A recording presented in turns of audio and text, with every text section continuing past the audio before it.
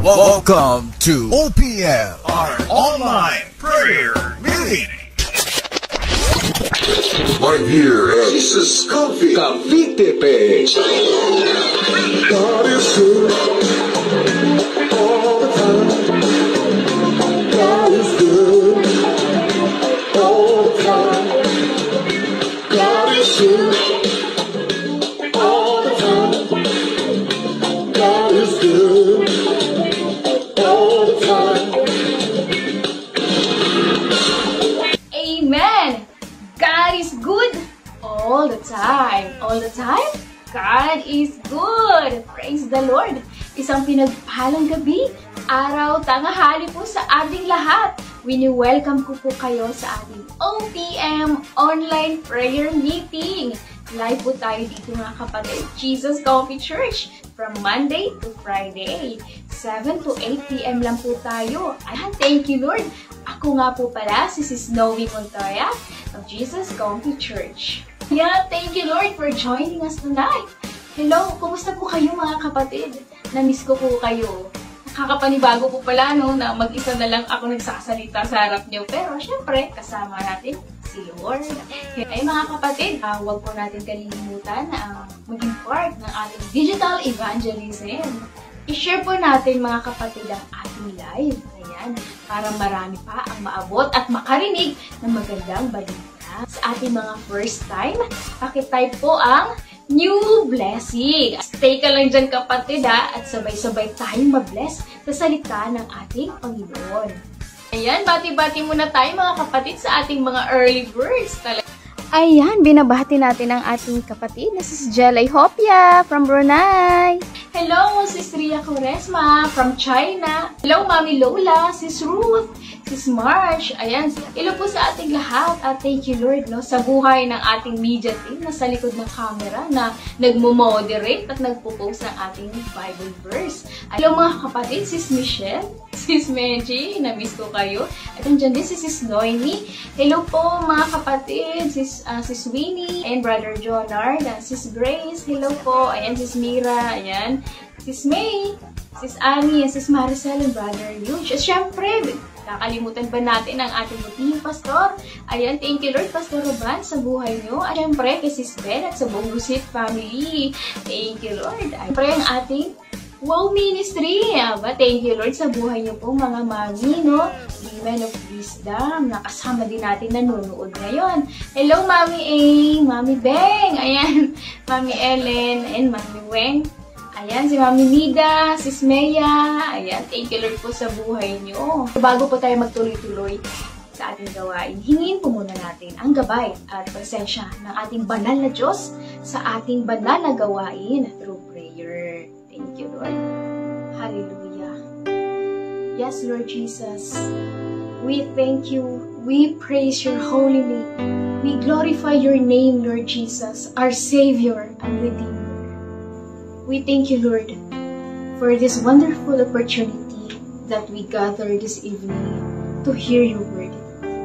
Sa pagkakataon na makapagbahagi muli po na iyong salita, that even in this digital age, we can still shine your light into the world.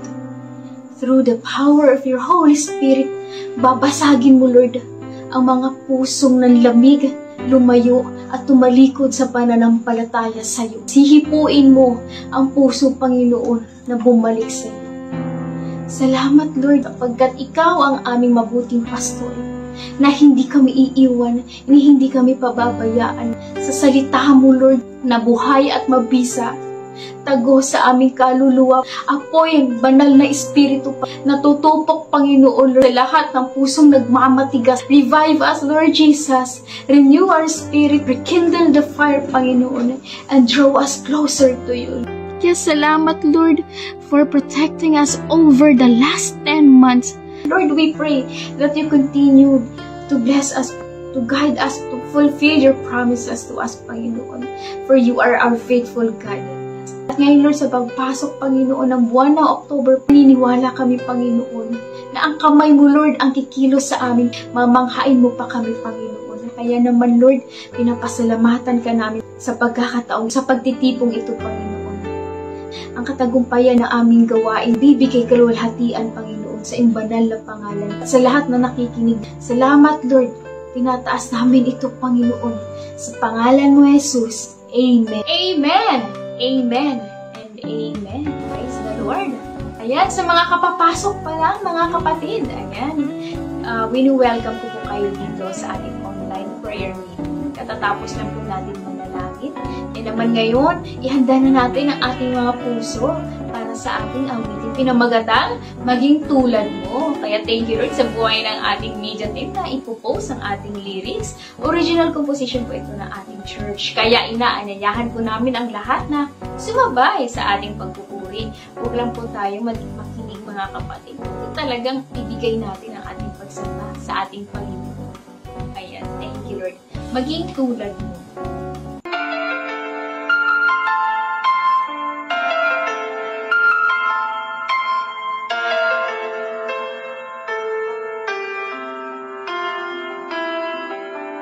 Wala nang iba pang hahanapin sa piling mo, Diyos.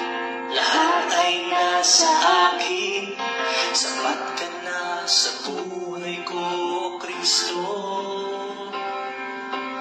Dito sa mundo, wala nang papantay sa'yo.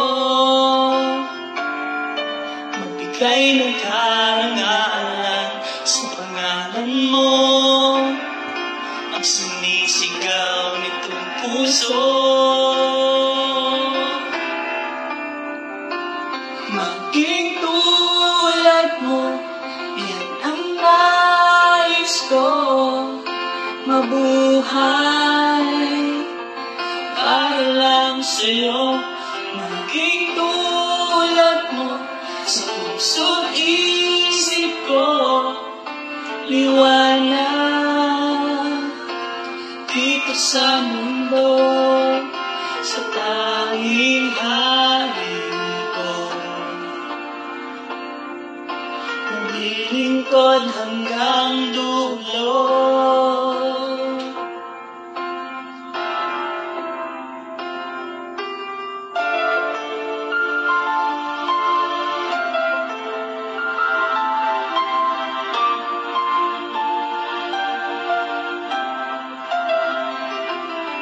Sa buhay ko, ikaw ang panalangin. Ang puso ko'y nananabik, ikaw ay mapapiling. Manahan ka sa buhay ko, Kristo. Banal na Espiritu, kuskusin ang buhay ko. Magbigay ng karangalan sa pangalan mo, ang sinisigaw nitong puso. Maging tulad mo, yan ang nais ko. Mabuhay para lang sa'yo.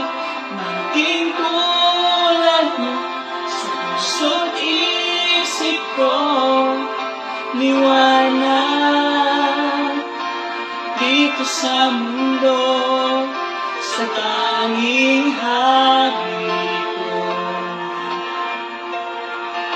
Maglilingkod hanggang dulo.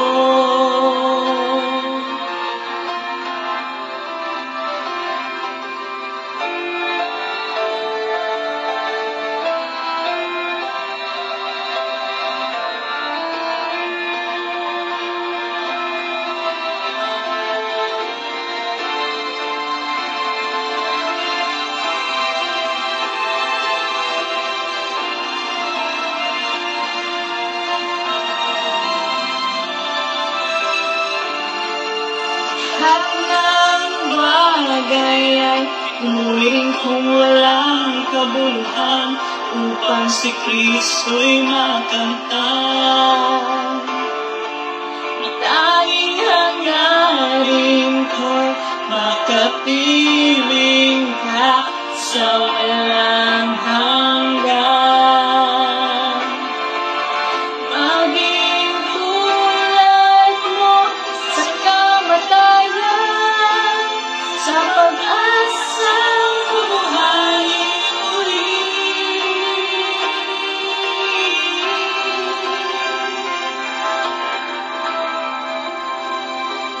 maging tulad mo.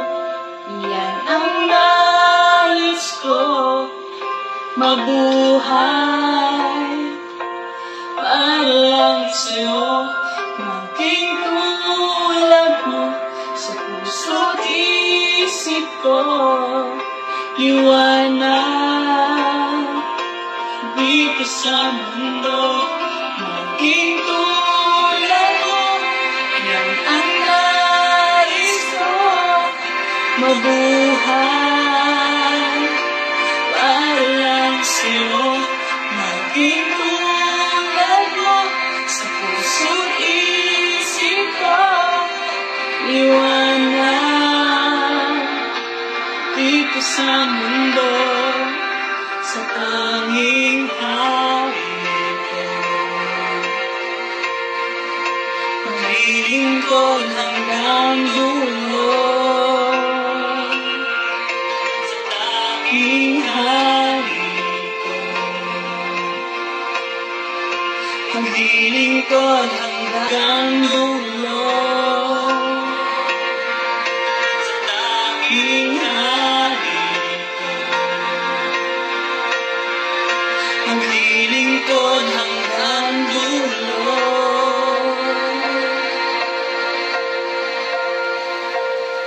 Si Jesus ang hari ko, maglilingkod hanggang dulo.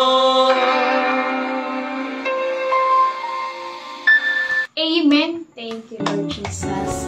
Ang title po ng ating inawit kanina ay Maging Tulad Mo. Ito po ay original composition ng ating simbahan. At pwede nyo na po itong mapapakinggan sa ating YouTube channel. Ayan, nasa baba po ang link ng ating YouTube. At syempre, mapapanood din po natin doon ang iba pa nating mga ayan, thank you, Lord Jesus. I-follow nyo rin po mga kapatid at i-like. I-share nyo na rin po itong ating live video. Ayan, thank you, Lord, mga kapatid. At syempre, ayan, bati muna tayo, no? Binabati natin ang isang pinagpalang gabi ang ating international churches. Ayan, J. Comfy, Greece, Canada, Chicago, California. Ayan, hello po, Pastor John, Bishop Ricky, Reverend Joe. Ayan, Pastor Arnold. Ayan, belated happy birthday po. Hello po, Pastor Vanji. Ayan, sa ating Jesus Comfy Church na Subo, Manila. Ayan, Nueva Ecija. Ayan, thank you, Lord. At syempre, hello po, Sis MJ. Good evening po. Brother Joel Napolitano. Hi, Sis Jem. Hello po, Brother Ronel, Sis Kay. At sa lahat po ng mga kapatid natin, ayan, thank you, Lord. Iniimbitahan po pala namin kayo na dumalo sa ating worship service and fellowship every Sunday at 11:30 a.m. located po sa Gig Mall, Legosera, Pulang Lupa, Las Piñas City. Ayan, thank you, Lord. Second floor po tayo, mga kapatid. If you're looking for a place to belong, welcome na welcome po kayo sa aming simbahan. Welcome po kayo sa Jesus Coffee Church. Ayan, magko-coffee break muna tayo, mga kapatid.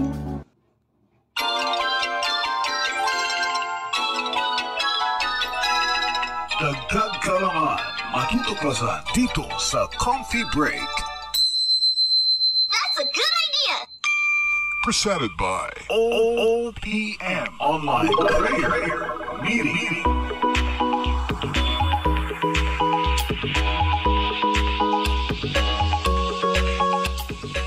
Thank you, Lord Jesus. Ayan, ang ating coffee break question for today. Ayan, sigurado ako na alam na ito ng karamihan at sa mga nagbabasa talaga ng Biblia at sa ating growing teens. Heto na ang question natin, mga kapatid. Ano ang ikalimang utos na ibinigay ng ating Panginoon kay Moses sa bundok ng Sinai? I-comment nyo na sa baba ang tamang sagot. Ayan, at ang tamang sagot, mga kapatid, ay mababasa natin sa Exodus chapter 20, verse 12. Ayan, sa Old Testament po ito, mga kapatid, no? Ang sabi po dito, igalang ninyo ang inyong ama't ina, or honor your father and mother, upang kayo ay magtagalang natin. Kaya nararapat lamang na igalang natin, sundin natin sila, pahalagahan mo habang kasama niyo pa sila. At kailangan sumunod din tayo sa mga utos at mga payo nila. Obey your parents in the Lord, for this is right. Yung mga kids, mga kabataan natin, huwag matigas ang ulo. Sino ba dito na kapag inuutusan nagdadabog pa? Or baka naman naging paniki na kayo? O, ba't naman ako? Ba't ako maghuhugas ng plato? Ba't naman ako magwawalis? Diba? Naging paniki ka na. Ba't ako magsasaing? So, bakit laging ako? Bakit? Ba't? Paniki na talaga. Ayan na, hindi kayo paniki. Mga tupa tayo ng Diyos. Kayo ba mga tupa ni Lord, mga kapatid? Type nyo nga, amen, kung talagang tupa nga kayo ng Diyos. Naririnig nyo ba ang tinig ng ating Panginoon? Yan, ganun din sa mga utos ng magulang natin. Huwag tayo magbingi-bingihan. Tandaan natin mga kapatid at sa mga kabataan natin ngayon, sa mga kids, ang paggalang at pagsunod sa mga magulang ay nagpapakita din ng ating pagsunod sa ating Panginoong Hesukristo. Kung paano siya naging masunurin sa kanyang magulang nung siya ay nandirito pa sa lupa. Kaya malinaw na sinasabi ng Biblia that honoring and obeying our parents in the Lord is not just a suggestion, but it is a command to follow. At ano ang promise sa pagsunod? So that it may be well with you and that you may live long on the earth. Gusto niyo ba yun mga kapatid na mabuhay ng matagal? Amen! Kaya, maging masunurin kayo dahil ito ang pangako ng ating Panginoon at ang kalakip ng pagsunod ay kanyang pagpapala. Thank you, Lord Jesus. Amen. Kaya kung ikaw ay nasa poder o pangangalaga pa ng iyong magulang, naku, matuto tayong magpasakop sa kanilang patakaran at kilalanin natin ang kanilang autoridad. Dahil walang magulang mga kids na nanaisin mapahamak ang kanilang mga anak at pagiging palalo ay hindi nakakalugod yan sa ating Panginoon. Kaya naman, kids, honor your parents in the Lord, for this is right. Amen! At yan ang ating coffee break. That's a good idea! Presented by OPM Online Prayer Meeting.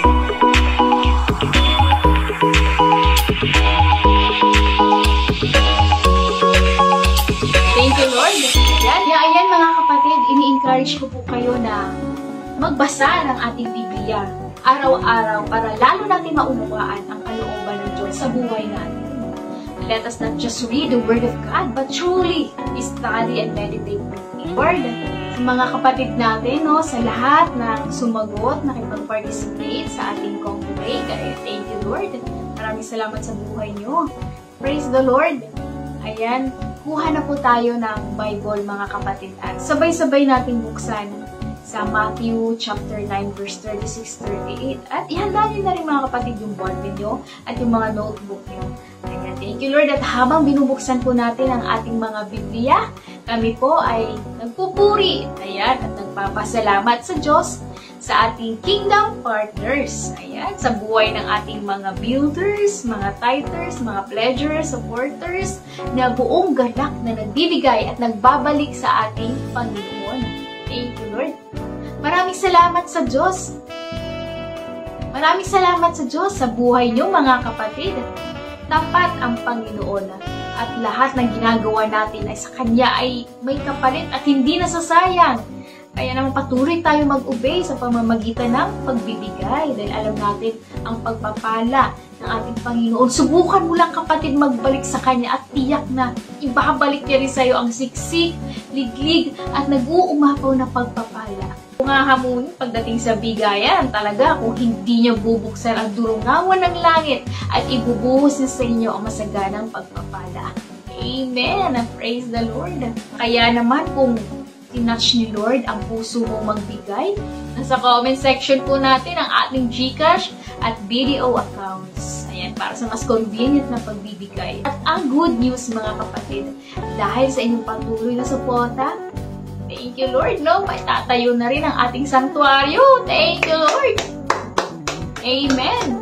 May tatayo na yung sanktuaryo natin sa Andrea, kaya purihin ang ating Panginoon. Amen! God bless you 100-fold mga kapatid for your generosity. Maging sa ating mga star senders, God bless you mga kapatid. Praise God. Yan, naka-ready na ba ang ating mga ballpen, ang ating notebook, at ang ating Bible? Buksan natin ito at sabay natin basahin sa Matthew chapter 9, verse 36 to 38. Verse 36, nang makita niya ang napakaraming tao, nahabag siya sa kanila, sapagkat sila'y litong-lito at hindi alam ang gagawin. Parang mga tupang walang pastol. Kaya't sinabi niya sa kanyang mga alagad, napakaraming aanihin, ngunit kakaunti ang mag-aani. Idalangin ninyo sa may-ari ng aanihin na magpapadala ng mga mag-aani. Amen. Salamat, Panginoon, sa pagbasa ng iyong salita. Pagpalain mo, Lord, ang bawat nakikinig. At dalangin namin na gawin mong matabang lupa, Lord, ang bawat puso. Ang binhing may tatanim ay patuloy na lumago. Magkaroon ng pagbabago at maraming bunga. Open our hearts to receive your word, and our minds to receive your truth.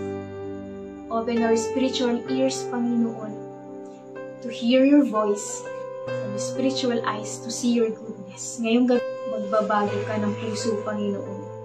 Ikaw ang aming mabuting pastor. Lahat, Lord, may mga problema, yan ang magkakaroon ng pag-asa sa lahat ng makakarinig, Panginoon. Salamat, Lord, bigyan mo kami ng knowledge, wisdom, and understanding. Salamat, Lord Jesus, sa salita mo na magbibigay sa amin ng pag-asa ngayong gabi. Sa pangalan mo, Jesus, Amen. Amen. Praise the Lord, mga kapatid. At nandito na nga tayo sa Word of God. Bago tayo dumako sa ating pag-uusapan ngayong May gabi, tatanong muna ako sa inyo. Yan, thank you, Lord. Naranasan nyo na ba na lumabas o pumunta sa isang grocery store na walang dalang o listahan? O di kaya inutusan ka ng magulang mo na pumunta sa palengke na walang dalang listahan. Ayan, sige nga, i-comment nyo mga kapatid kung na-experience nyo na ba ito. Ano ba ang nangyari? Ayan, pwede natin i-comment, pwede natin i-share yung ating mga experience. Ayan, thank you, Lord. Kaya ako to natanong mga kapatid, kasi yung pag-uusapan natin gabi ay may kaugnayan sa aking tanong. Ayan, di ba? So, ang sabi ng iba dyan, sabi ng mga kapatid natin dyan, naligaw sila. Ayan, di ba? Ako na-experience ko rin yun na pumunta sa isang lugar, wala akong direksyon. Kumbaga, alam ko yung lugar, pero hindi ko alam yung tamang daan. Diba? Minsan nga, pag may mga Google Map or yung Waze, inaliligaw pa tayo, diba? So, ayun na-experience ko. At yung iba, siguro naka-experience din na pumunta sa grocery store, pero walang dalang mga listahan. Naku, ano ba ang nangyari? Siyempre, hindi natin alam, diba? Kung ano yung mga bibilihin natin. Nalilito tayo. Kasi wala tayong listahan. Hindi na rin natin mababudget yun. So, yung iba naman, dahil wala nga silang guide, naliligaw. At tamang-tama, dahil may kaugnayan din ng ating pag-uusapan ngayong gabi sa ating topic. At ang title ng pag-uusapan ay Compassion for the Lost. Ayan, thank you, Lord. Dahil dito mga kapatid sa binasa natin kanina sa Matthew chapter 9 verse 36 to 38. Ayan, so ganun din yung nangyari mga kapatid. Ayan, alam nyo ba si Jesus dito sa binasa natin kanina, dito sa chapter 9, ay nag-iikot po siya dito. Lalakbay po siya, nagtuturo, nagpapagaling, kasama po yung mga disciples niya at nakita niya po yung kalagayan ng mga tao. Kaya sabi niya dito, sa Matthew chapter 9, makikita natin ang puso ng ating Panginoon sa mga tao dito nang makita niya ang kalagayan nila sapagkat sabi ng ating Panginoon, napakarami ng kanilang mga problema pero wala man lang tumutulong sa kanila. Tulad ng mga tupa na walang pastol. Ang kanyang malaking malasakit sa mga nababagabag at nawawala ng pag-asa ay nagpapakita kung gaano kalalim ang kanilang spiritual na pangangailangan. Alam niyo mga kapatid, dito sa Matthew chapter 9, kung nabasa niyo na to, talagang nasaksihan natin yung mga himalang ginawa ni Jesus na nagpapatunay na siya ang tunay na Mesiyas. Natawag niya dito ang kasalanan na isang paralitikong nakaratay sa higaan at pinagaling niya ito. Tinawag niya rin dito si Matthew upang sumunod sa kanya at kumain kasama ng mga tax collectors at makasalanan na nagpapakita ng kanyang otoridad na magpatawad at magpagaling. Talagang nagpapatunay lamang ng ating Panginoong Hesukristo ay 100% God at 100% man. Tao siya mga kapatid tulad natin dahil siya ay nakakaranas din ng lungkot, pagod, uhaw. Natulog din si Jesus at tumangis nung namatay si Lazarus. Dahil siya ay may emosyon, nararamdaman niya ang ating nararamdaman. Kaya sa tuwing tayo ay nasasaktan, napapagod, nalulungkot, nababagabag, kapatid, nababatid lahat yan ng ating Panginoon. Bigay natin sa ating Panginoon ang lahat ng ating alalahanin. To show compassion to others, kagaya ng pagmamalasakit na ginawa ng ating Panginoon sa mga tao. We also need to see as Jesus saw. And we need to feel as Jesus felt. So that we will do as Jesus did. Diba dapat mga kapatid kung ano ang katangian ni Lord? Ganon din ang katangian na meron tayo kasi tatay natin siya eh. I-emulate natin yun kasi nakipag-isa na tayo sa Kanya eh. Anak na niya tayo. Kaya dapat pagsikapan natin na maging kagaya ni Jesus sa pag-uugali, pananalita, sa pamumuhay, at sa lahat ng aspeto ng buhay natin. Sa tulong ng banal na Espiritu, makakaya. Kasi kung sa sarili lang natin yan, mga kapatid, hindi talaga natin kaya. At syempre, kung ano yung mahalaga kay Jesus, mahalaga na rin sa'yo. Magiging mahalaga na rin yun sa atin. Nung hindi pa tayo natatagpuan ni Lord, ano ba yung spiritual condition natin? Hindi ba't magulo at walang direksyon at purpose ang buhay natin? Wala rin nagpapastol sa atin. Mga tupang ligaw din tayo nun. Mga nauuhaw, nagugutom, at tila ba may puwang sa puso natin. Kagaya nung nakita ni Jesus ang napakaraming tao dito, naawa siya sa kanila. Grabe yung puso ni Lord, no? Kaya nga, ang sinabi ni Jesus sa kanyang magsimula ng ministry is to repent for the kingdom of heaven is at hand. Ganon kahalaga sa kanya na ang lahat ay maligtas. Kaya nga dahil sa awa at habag niya, nagpagaling siya na may mga sakit, mga bulag nakakita, nagpakain sa mga nagugutom, libo-libo pinakain ni Jesus. He proclaimed the gospel, he gave justice, pero ang mas pinaka-deep concern ni Jesus ay ang salvation ng mga tao na magkaroon sila ng relationship sa Kanya. Kasi nakita ni Jesus, they lack spiritual guidance dito mga kapatid and pastoral care from their leaders. Wala silang pastol na nag-aalaga sa kanila. Kumbaga, scattered talaga yung mga tupa. Kaya naawa siya sa mga tao dahil imbis na alagaan sila ng mga leaders sa church, mas lalo pa silang naliligaw sa mga maling katuruan.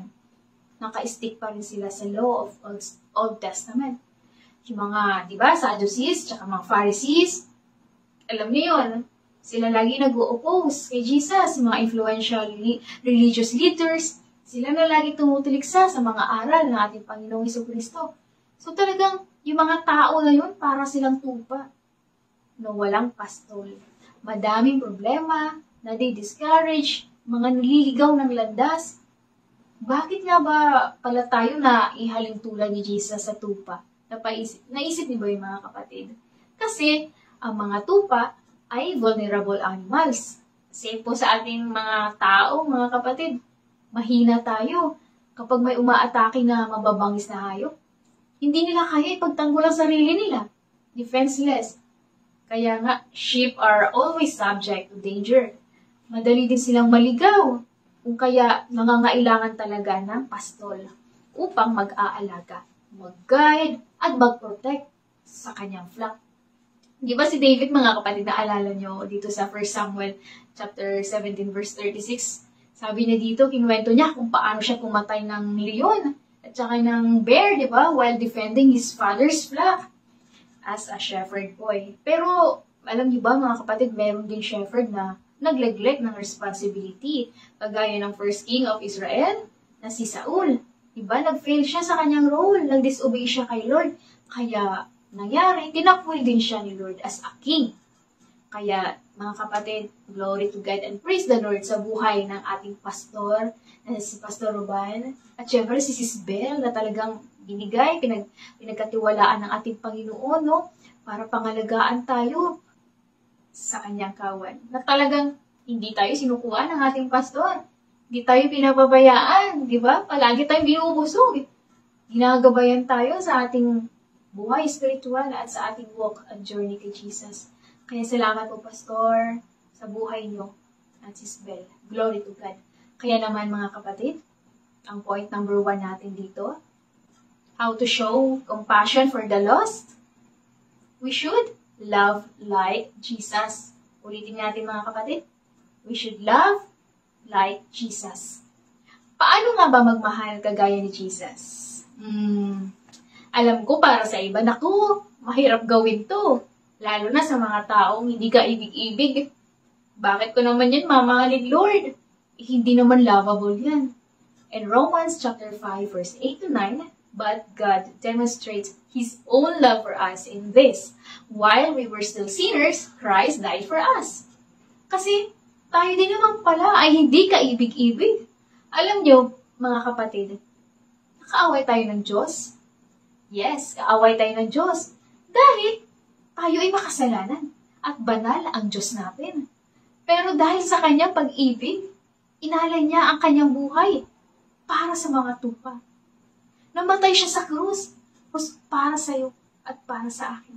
At tayo yung mga tupa na yun. Meaning, walang pinili ang ating Panginoon kung sino ang gusto niya iligtas. Kung paanong parehas niya pinasisikat ang araw sa mabubuti at masama. At kung paano siya nakisalo sa mga makasalanan. Sino ba tayo, mga kapatid, para hindi mahalin ang pinag-alayan ng Diyos na kanyang buhay? Ang pagmamahal na kagaya ni Jesucristo ay hindi emosyon, kundi desisyon na pipiliin mo sa araw-araw. At ito ay hindi bastang suggestion lang, kundi ito ay command ng ating Panginoon, kapatid. Kung ikaw to na isang Kristiyano na para bang struggle sa'yo mahalin ang kapwa mo, kapatid, itakwil mo ang sarili mo. Anong sabi ni Jesus sa Matthew 16:24-26? Deny yourself. Take up your cross and follow me. Ibig sabihin ba nito, Sis Noe, literal nating papasanin ang krus? Hindi, mga kapatid. Bearing a cross meant one was about to die. Di ba simula nung nakipag-isa na tayo sa Panginoong Jesucristo, sinuko na natin ang buhay natin sa Kanya. Patay na yung dati nating pagkatao. Galatians 5:24, at ipinako na sa krus ng mga nakipag-isa kay Kristo Jesus ang kanilang laman at masasamang hilig nito. Kaya si Jesus na ang nabubuhay sa atin at ang katawan natin ay templo na ng banal na Espiritu. He lives with us and will be in you. Kaya dapat hindi na ang laman natin ang nasusunod, kapatid, kundi ang kalooban na ng Diyos. Kaya matuto tayong pahalagahan ng mga bagay na mahalaga sa Kanya dahil mahal natin siya. At kung sino ang mahal niya, ay mamahalin din natin kasi anak na niya tayo. Diba? Para malaman talaga nila na tunay na talaga tayong tagasunod ng ating Panginoong Jesucristo. Dapat ito ay makita din sa ating pamumuhay. May sakripisyo, may pagtatakwil tayong gagawin. Diba? Takwil natin sariling kalooban natin to set aside our own desires and comforts for the sake of His mission. Aalisin mo yung mga bagay na magiging hadlang sa ating relasyon at pagsunod sa ating Panginoon. At sa Kanyang, para ma-fulfill yung purpose niya para sa atin. May pagpapakumbaba, pagtitiis, para lumabas talaga yung tunay na ginto at yung bunga ng banal na Espiritu. Kailangan natin isurrender, mga kapatid, ang ating flesh and desire para matuto tayong ibigin ang mga difficult people. To be a follower of Jesus Christ is not a smooth sail. Alam natin yung mga kapatid.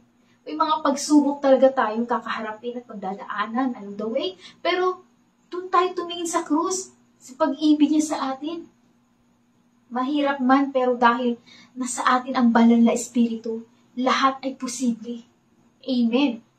Kaya to love like Jesus means we cannot be selective in how we treat people. Kung sino lang gusto natin pakisamahan dahil mabait siya sa'yo, dahil lilibre ka, Paano naman ang mga hindi mo kasundo? Hindi na natin pakikitunguhan ng maayos? Sabi sa Matthew 5:46, kung ang mamahalin lang ninyo ay mga nagmamahal sa inyo, anong gantimpala ang matatanggap ninyo mula sa Diyos? Alam niyo mga kapatid, bilang tagasunod ni Jesucristo, tayo rin ay tinawag to show compassion for others by loving them in the same way that Jesus loved. Totoong mahirap gawin, no? Papakitaan mo na mabuti ang kinaaayawan mo, lalo na sa mga unbelievers. Pero kagaya mo kapatid, lahat tayo hindi exempted sa mga persecution. Paano mo nga naman pakikisamahan ang taong naiinis na sa presence mo, makita ka lang, na halos gusto ka nang kainin sa inis, di ba? Kaya I just want to share my personal experience about persecutions. Alam niyo, mga kapatid, simula nung sinuko ang buhay ko kay Jesus year 2018, dumating sa point na kahit wala naman akong ginagawa sa dati kong work, sa dating company, sinisiraan ako, yung pinagkakaisahan. Naranasan niyo ba yun mga kapatid na siraan ka kahit wala ka naman ginagawa? Nakakarinig ka ng masasakit na salita. Born again? Hindi naman bagay sa'yo eh. Mga ganun, di ba? Kahit naman magpahanggang ngayon na naglilingkod na ako kay Lord, mga naglilingkod na tayo, hindi pa rin natin maiwasan at maraming beses na rin tayo nadapa, na-discourage, na-disappoint, at nasaktan. This is inevitable in our walk with Jesus. Alam niyo, mga kapatid, kung hindi lang ako nakatingin sa ginawang sakripisyo ni Jesus sa akin at sa pag-ibig niya, saan na kaya ako ngayon?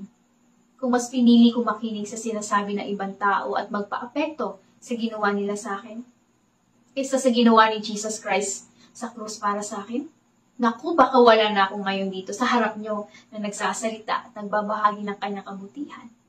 Baka sumuko na ako sa buhay. Pero alam nyo, mga kapatid, praise the Lord.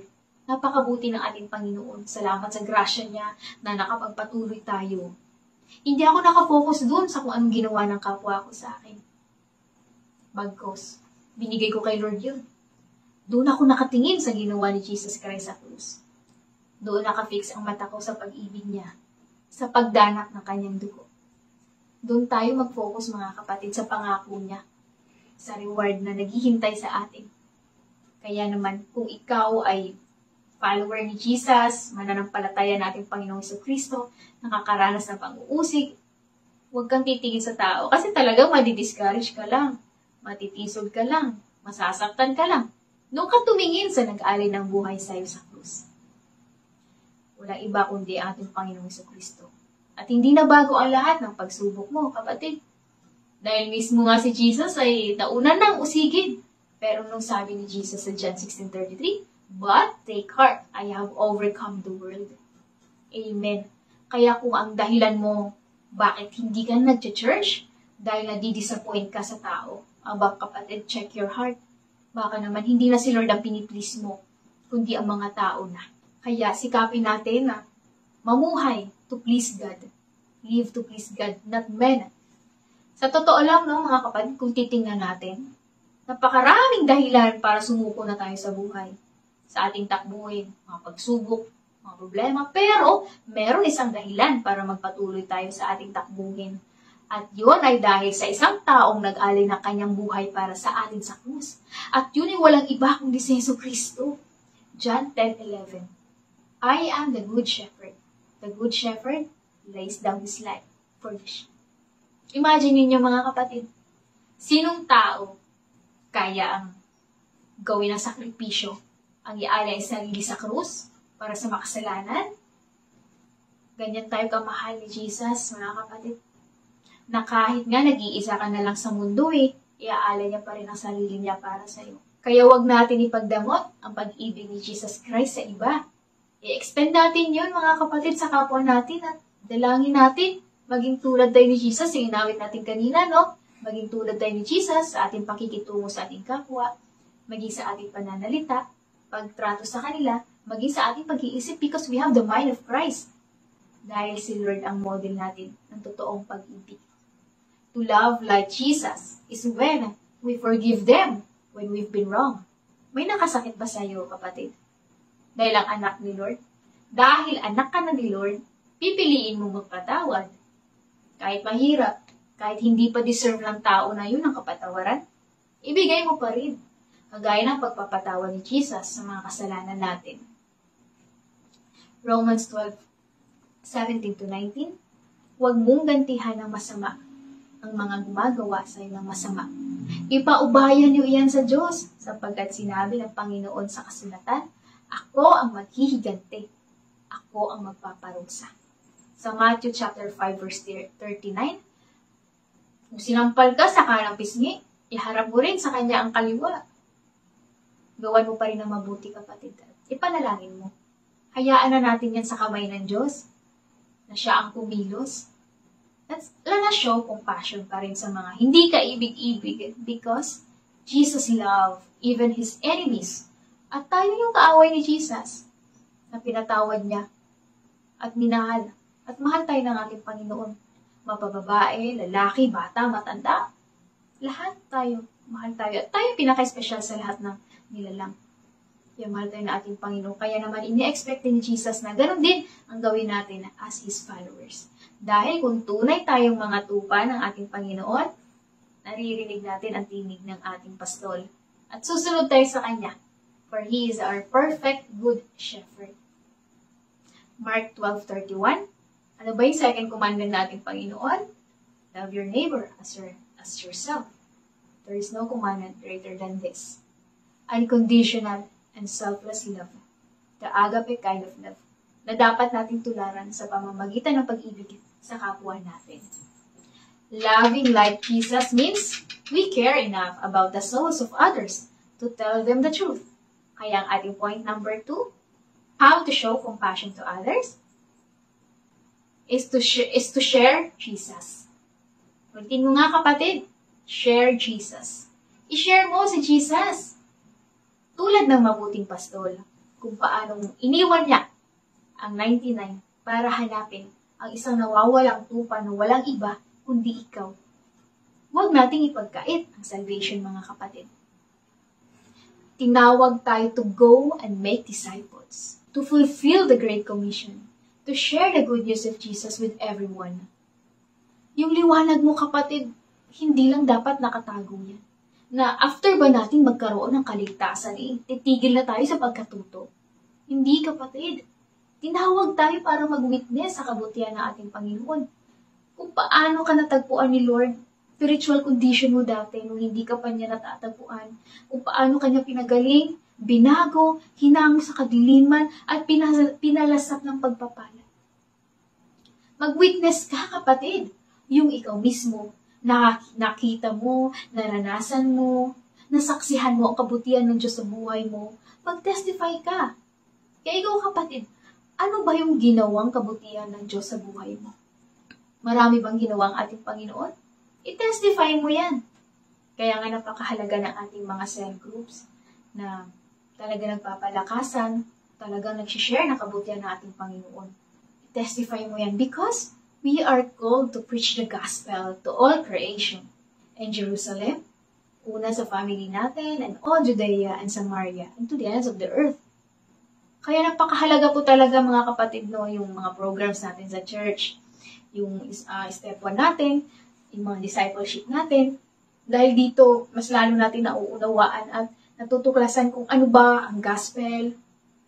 At syempre, sa ating Bible study every Wednesday, ayan, samahan nyo kami, mga kapatid, mamaya, no? Sa ating Bible study, via Zoom yan, kapatid. Isang click na lang, kapatid, at makakasama ka na sa ating pag-aaral. Diba? Walang bayad. Libre na. Ilaan mo itong oras na ito para sa pag-aaral.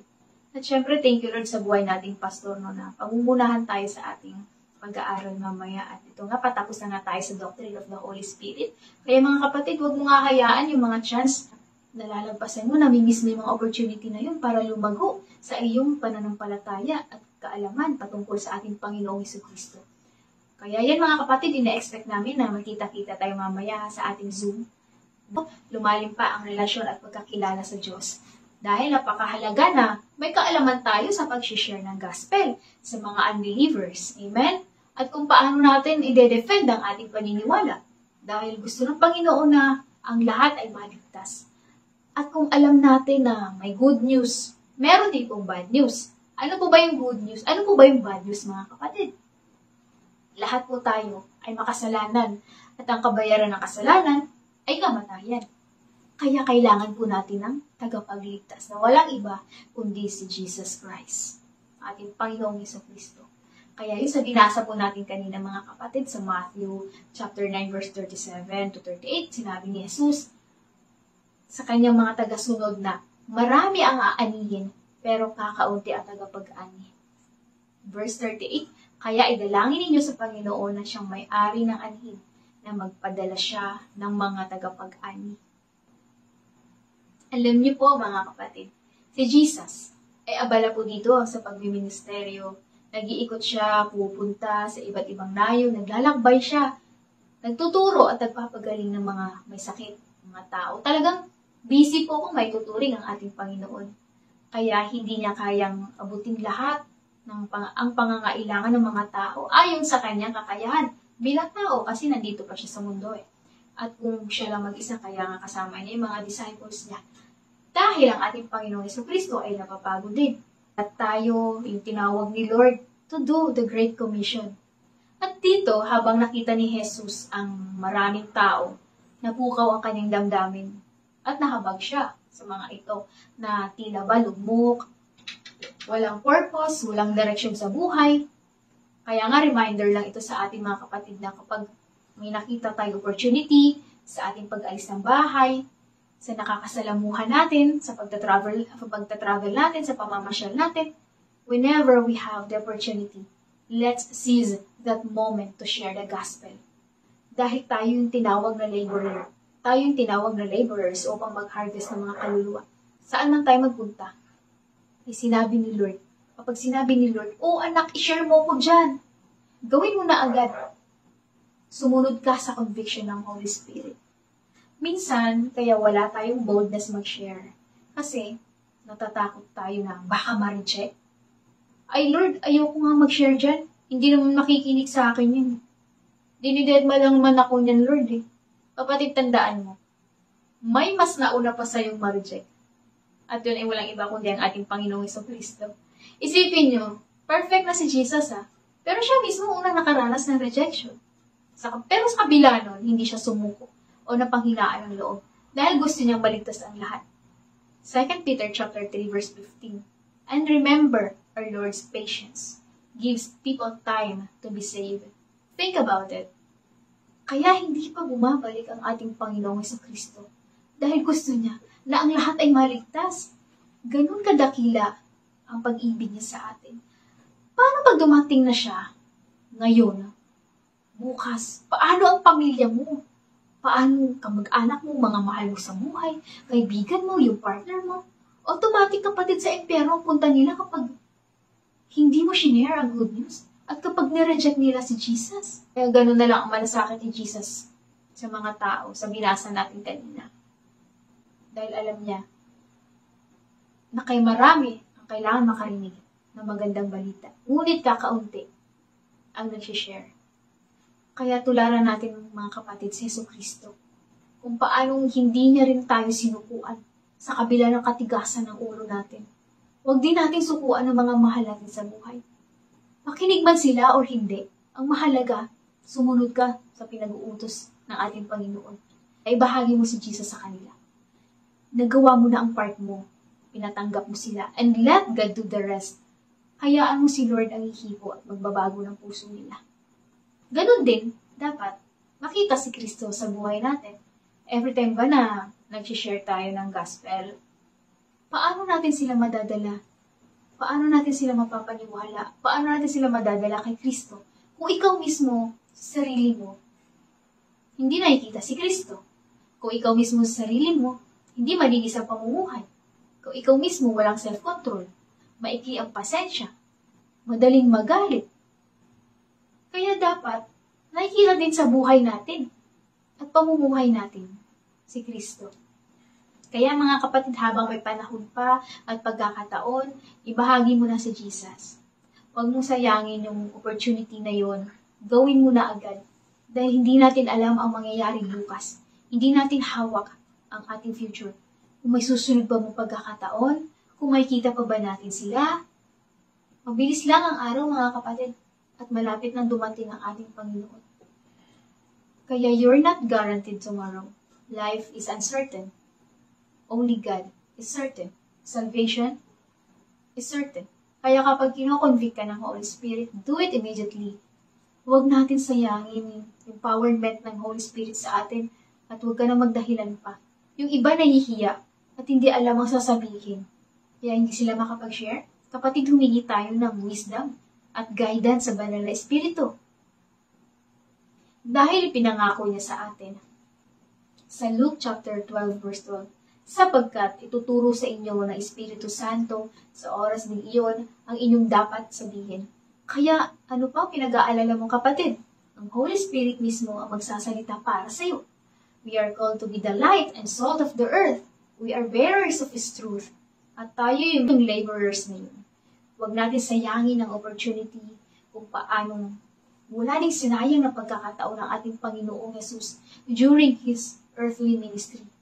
Yeah, let us be willing to be part of His great plan of salvation, mga kapatid. Patuloy natin ipanalangin na mas marami pang tao ang maligtas at dapat din tayo manalangin para sa mas marami pang masisipag na manggagawa ang ipapadala ng ating Panginoon sa umasan na magbabahagi ng Ebanghelyo. Those equipped with the anointing and the right skill sets to bring souls into the kingdom. Yung mission natin, how to win them, to take people to Jesus Christ, and win them to be part of His household. Form them through the Word into the full stature of Christ, and nurture them for the work in the church and for their life witness. Kaya naman mga kapatid, ipanalangin natin na maglilingkod sa ating Panginoon. May puso na kagaya ni Jesucristo. Kaya let's intercede for those who are lost and in need of hope. Best time to share the gospel is now. Today is the day of salvation. 2 Corinthians 6:2. Right now, God is ready to welcome you. Kaya don't wait for perfect conditions at perfect time. Share Jesus now. Ito na ang oras ng kaligtasan because today is the day of salvation. Kaya mga kapatid, sabayan niyo ko sa ating panalangin. Tatanggapin natin ang ating Panginoong Jesucristo. Kung ikaw to, na hanggang ngayon, hindi pa rin marunong kung paano i-share si Jesus sa iba, kapatid. Kung ikaw to, na naghahanap ng kasagutan sa mga katanungan, tanging kay Jesus mo lang matatagpuan lahat ng ito. Lahat ng mga alalahanin natin sa buhay, kawalan ng pag-asa. O kapatid, si Lord lang talaga ang makakapagpupuno ng kakulangan sa puso natin. Dahil siya lamang ang totoong daan, katotohanan at buhay. Sa Kanya lamang, Panginoon, matatagpuan ang buhay ng walang hanggan. Kaya mga kapatid, kung ikaw to na naliligaw, na walang pastol, hindi pa rin makapagpatawad sa kapwa, wala ng pag-asa. Dahil ang totoo kapatid, si Lord lang talaga ang makakapagpupuno ng kakulangan sa puso natin. Sabayan niyo ako sa panalangin at tatanggapin natin ang ating Panginoong Jesucristo. Itaas niyo lang dalawang kamay niyo, ipikit mo ang mata mo, yung ulo niyo. Huwag kang mahiya kapatid sa katabi mo. Sabayan niyo ako. Panginoong Jesus, isa po ako makasalanan. Marami pa akong pagkukulang. Marami po akong kasalanang nagagawa. Panginoong Jesus, pinagsisisihan ko na po ang lahat. Panginoon, inubuksan ko po ang aking puso, ang aking buhay. Tinatanggap kita bilang Panginoon at tagapagligtas. Lord, salamat po sa pagpapatawad at sa buhay na walang hanggan sa langit kasama ka. Sa pangalan ni Jesus, Amen, Amen, and Amen. Hallelujah. Thank you, Lord Jesus. Thank you, Lord. Yan kapatid, sumabay ka ba sa panalangin? Tinanggap mo ba si Jesus bilang Panginoon at tagapagligtas sa buhay mo? Kapatid, congratulations! Pinatawad ka na ng Panginoon na sa lahat ng kasalanan mo. Ngayon ay may buhay ka na ng walang hanggan sa langit kasama si Jesus. Kaya mga kapatid, in 5 minutes, matatapos na po tayo. At bago tayo mag-end, ayan, samahan niyo kami sa ating panalangin. Sabihin niyo mga kapatid sa inyong tahanan, kung saan ka man ngayon, yes Lord, you agree with us. Amen, yes Lord. Close your eyes and bow your head. Yes, Lord Jesus, thank you, Panginoon, sa mga manghang ginawa mo sa buhay namin, Lord. Salamat, Panginoon, sa pagsama mo sa amin, sa mga pusong hinipo mo, pusong pinihit mo, pabalik sa iyo, sa mga lumayo, sa mga naglamig. Salamat, Panginoon, sa iyong kamay, Lord. Divine intervention, ikaw mag-aabot, Panginoon, sa mga kapatid namin, Lord, na wala pa sa iyo, sa mga mahal namin sa buhay, sa mga pamilya namin, Panginoon, nangailangan, Panginoon, na tagapagligtas.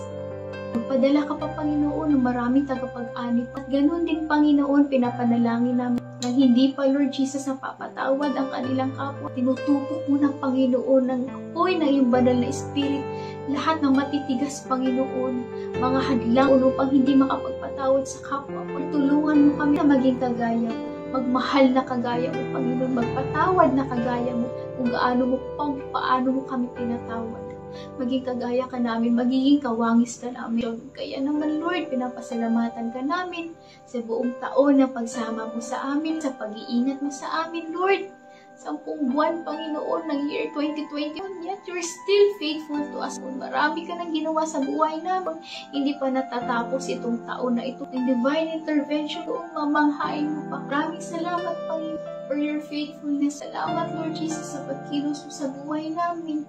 At Lord, dinadalangin namin ang mga provision, sa mga monthly bills, sa mga tuition fees, Panginoon. Provision, Panginoon, Lord, sa aming pinapatayong simbahan sa Andrea, papadala, Panginoon, Lord, ikaw ang gagamit ng mga tao upang matapos na ito, Panginoon. At ganoon din po, Lord, ihanda mo ang aming mga puso, ang aming mga isipan, ang aming katawan, Panginoon, physically, mentally, sa labanan, Panginoon, Lord, na aming kinakaharap sa araw-araw. Lord, mapagtatagumpay mo sa tulong na iyong banal na Espiritu na panalangin namin, Lord, na mga may sakit, Panginoon, sa mga kapatid namin nakakaranas ngayon ng trangkaso, ng ubo, ng sipon, Lord, in Jesus' name, we rebuke, Panginoon, lahat ng mga infirmities, Panginoon, sa katawan, Lord Jesus, sa mga kapatid na aming laulo hanggang talampakan, sa iyong mga latay, Panginoon, we claim, Panginoon, we receive healing in Jesus' name. Pinapalo ng kagalingan, kapatid namin, Panginoon, na nakakaranas ng mga anxiety, Panginoon, depression, oh Lord, in Jesus' name. Holy Spirit, comfort them, galingin mo sila, Panginoon. Protection, Panginoon, sa mga anak mo nagtatrabaho, sa araw-araw na pagbiyahe, Panginoon, sa kapahamakan, Panginoon. Divine favor ng mga lakad. Close deal, Panginoon, sa mga transaction, sa mga business deal, hindi ko magpapalago, Lord. Sa bawat negosyo, pinagkaloob mo mga posisyon, Panginoon, sa trabaho, na makita ang liwanag mo. Lagay mo sa puso namin kagalakan na paglingkuran ka. Hindi mawala. Ganon din ang bunga ng banal na Espiritu ay mag-manifest pa sa amin. Maraming salamat sa ginagawa mong kabutihan sa buhay namin. Lahat na nakarinig ngayon, Panginoon, Lord, we pray, Panginoon, na buksan mo kanilang puso na upang patuloy na makarinig, magpatuloy, Panginoon, sa gawa.